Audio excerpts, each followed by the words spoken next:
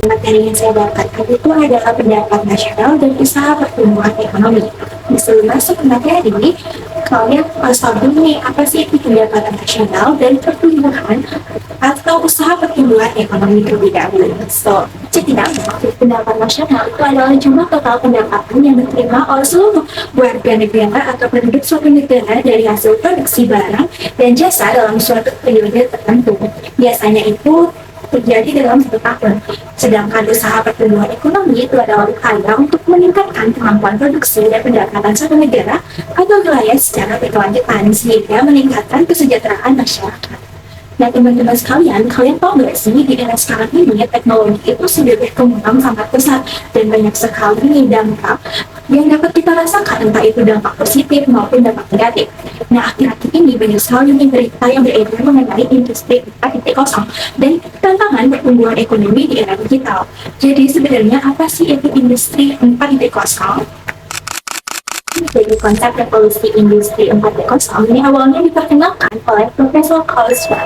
Nah, beliau adalah seorang ekonom Jerman yang berjasa dalam mendirikan World Economic Forum. Sebagai hasil dari publikasinya itu, revolusi 4.0. Karya ini penting dikatakan bahwa munculnya revolusi industri keempat memiliki potensi untuk mengubah beberapa aspek kehidupan manusia secara mendalam, termasuk dari gaya hidup, pekerjaan, dan dinamika antar pribadi. Nah, dibandingkan dengan revolusi sebelumnya, revolusi 4.0 ini mencakup kemajuan Internet of Things bersama dengan inovasi revolusioner, termasuk di bidang robotika, sains, dan yang lainnya. Revolusi industri ini memiliki dampak terhadap ekonomi dan masyarakat dunia yang sangat signifikan, terutama terhadap negara berkembang seperti negara kita, yaitu Indonesia. Revolusi industri ini menghasilkan ekspansi ekonomi yang substansial, pembangunan perkotaan dan perubahan sosial. Namun, hal ini juga memunculkan berbagai kesulitan yang membutuhkan perhatian dan menurut saya kok bisa sih? Jadi teman-teman, hambatan utama dari hadirnya revolusi industri adalah munculnya pengangguran struktural. Hambatan ini itu muncul karena adanya transisi dari sektor-sektor tradisional menuju sektor industri. Otomatisasi dan teknologi mengakibatkan berkurangnya permintaan tenaga kerja di pasar input. Transisi ini membuat sumber daya manusia itu harus bersaing untuk menepati ruang di pasar input yang terbatas. Nah, memiliki keahlian baru sehingga sangat penting bagi sumber daya manusia di Indonesia untuk menyesuaikan diri dengan lingkungan yang dinamis ini.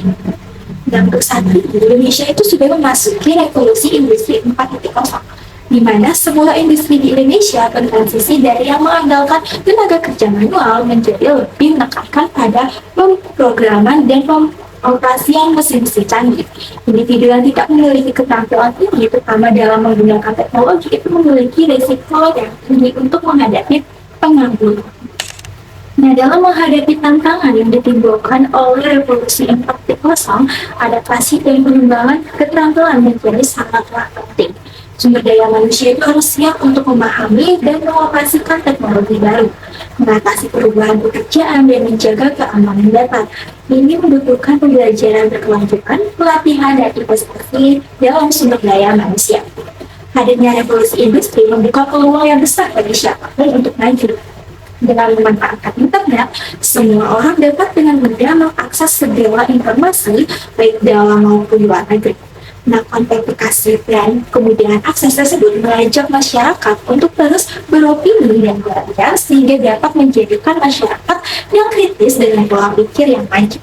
Hal inilah yang menjadikan salah satu peluang untuk memunculkan masyarakat dengan pola pikir yang unggul dalam berbisnis. Kelahiran revolusi industri 4.0 itu mendorong perusahaan untuk mampu beradaptasi dan memahami teknologi yang memberikan perubahan yang tidak terduga di Indonesia. Saat ini banyak sekali muncul industri-industri baru yang tidak pernah tampak sebelumnya, tetapi kini itu menjadi raksasa bisnis di Indonesia. Contohnya itu seperti Gojek, Grab, dan Shopee. Hal ini membuka peluang yang sangat besar bagi perusahaan Indonesia untuk mampu berkembang dan bersaing dengan perusahaan di dunia. Munculnya raksasa bisnis ini juga sangat berdampak dan memberikan keuntungan bagi masyarakat Indonesia itu sendiri. Dan saat ini sudah marak hadirnya perusahaan baru baik dalam skala kecil maupun besar yang mampu beradaptasi dan paham akan pentingnya teknologi guna meningkatkan efisiensi mengoptimalkan sistem dan produksi. Perusahaan tersebut memanfaatkan peran teknologi dan mengaplikasikannya dalam kegiatan produksi, distribusi, dan pemasaran. Dan dengan menggunakan artificial intelligence dan Internet of Things untuk menyusun sistem produksi serta memanfaatkan konektivitas yang luas dalam melakukan pemasaran dapat membuka peluang bagi industri tersebut untuk mengembangkan sayap di mata global. Nah, dilansir dari situs resmi Kementerian Perindustrian, pemerintah Indonesia juga telah menetapkan 10 prioritas nasional yang bersifat lintas sektoral untuk mempercepat perkembangan industri manufaktur di Indonesia. Yang pertama ada perbaikan alur aliran barang dan material, yang kedua itu desain ulang zona industri, yang ketiga mengakomodasi standar-standar keberlanjutan, yang keempat memperdayakan UMKM, yang kelima itu membangun infrastruktur digital nasional, yang keenam itu menarik minat investasi asing, yang ketujuh peningkatan kualitas SDM, yang kedelapan pembangunan ekosistem inovasi, yang kesembilan itu insentif untuk investasi teknologi, dan yang terakhir itu adalah administrasi aturan dan kebijakan. Nah, pemerintah ini merupakan prioritas-prioritas ini sebagai langkah utama untuk memperkuat struktur di Indonesia. Nah, dari video sebelumnya dapat ditarik kesimpulan bahwa revolusi industri telah memberikan pengaruh yang signifikan terhadap ekonomi dan peradaban dengan penekanan khusus pada negara-negara berkembang seperti Indonesia. Nah, fenomena yang telah dijelaskan sebelumnya itu telah menghasilkan banyak konsekuensi yang menguntungkan, termasuk ekspansi ekonomi, kemajuan di berbagai sektor, dan transformasi sosial kemunculan yang signifikan. Namun demikian juga telah menghadirkan tantangan tertentu seperti transisi dari sektor tradisional ke sektor kontemporer dan penurunan efisiensi manusia dan kebutuhan untuk meningkatkan keterampilan tenaga kerja. Jadi sekian video yang dapat saya sampaikan. Kalau teman-teman masih penasaran mengenai industri manufaktur sambil cara mengatasi keekonomian di era digital ini, kalian bisa diskusi bersama-sama di kolom komentar ya. Akhir kata dari saya ucapkan tambah santai. Om Santi Santi Santi.